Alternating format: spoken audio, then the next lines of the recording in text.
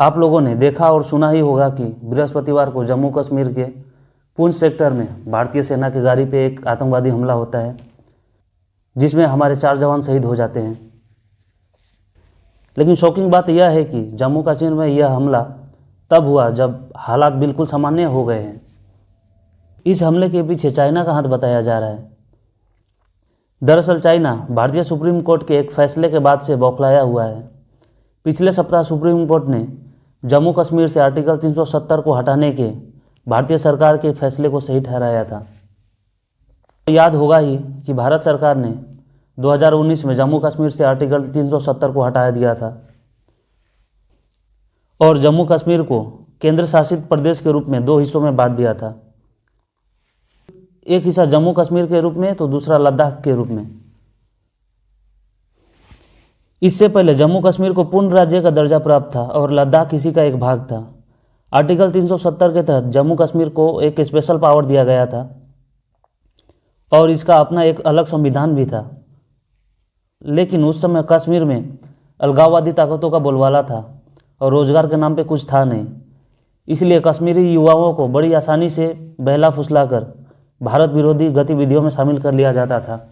इसी वजह से आए दिन कश्मीर में भारतीय जवानों पर हमले होते थे, पत्थरबाजी की जाती थी और आगजनी की घटनाएं देखने को मिलती थी। लेकिन 2019 में आर्टिकल 370 हटाने के बाद से जम्मू कश्मीर का कायापलट ही हो गया। यहाँ भारी निवेश किया गया, लोगों को रोजगार मिलने लगे और इसी वजह से आतंकवादी गतिविधियां भी बहुत कम हो गई। लेकिन जम्मू कश्मीर का यह तरक्की अलगाववादी ताकतों और पाकिस्तान चाइना को पसंद नहीं आया। लेकिन अब भी कुछ लोगों को आर्टिकल 370 वापस आने का उम्मीद था।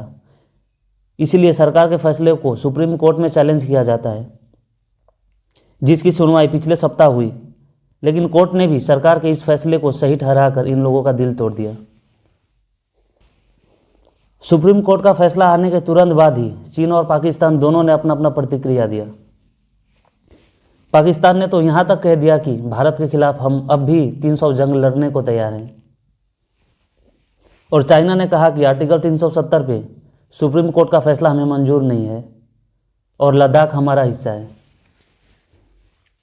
इस तरह का बयानबाजी पाकिस्तान तो अपना जन्मसिद्ध अधिकार मानता ही है, लेकिन चाइना इसलिए इतना ज़्यादा फड़फड़ा रहा है क्योंकि भारत सरकार ने लद्दाख में सैनिकों का संख्या बढ़ा दिया है और वहाँ का कंट्रोल सीधे अपने हाथों में ले लिया है।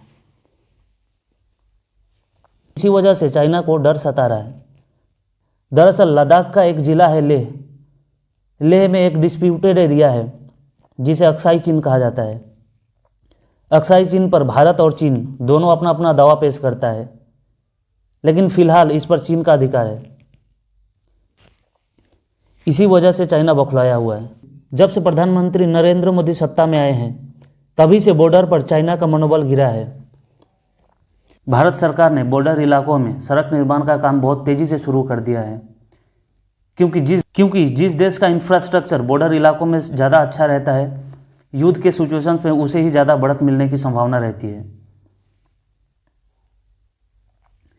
हालांकि सत्ता में आने के बाद पीएम मोदी ने चाइना को बहुत ज़्यादा अहमियत दिया था, क्योंकि वह नहीं चाहते थे कि दोनों पड़ोसी देशों के बीच किसी तरह का तनाव रहे। लेकिन चाइना के प्रेसिडेंट शी जिनपिंग को यह बात समझ में नहीं आया और इसका नतीजा यह हुआ कि भारत ने हर मोर्चे पर चीन को बड़ा झटका देना शुरू कर दिया।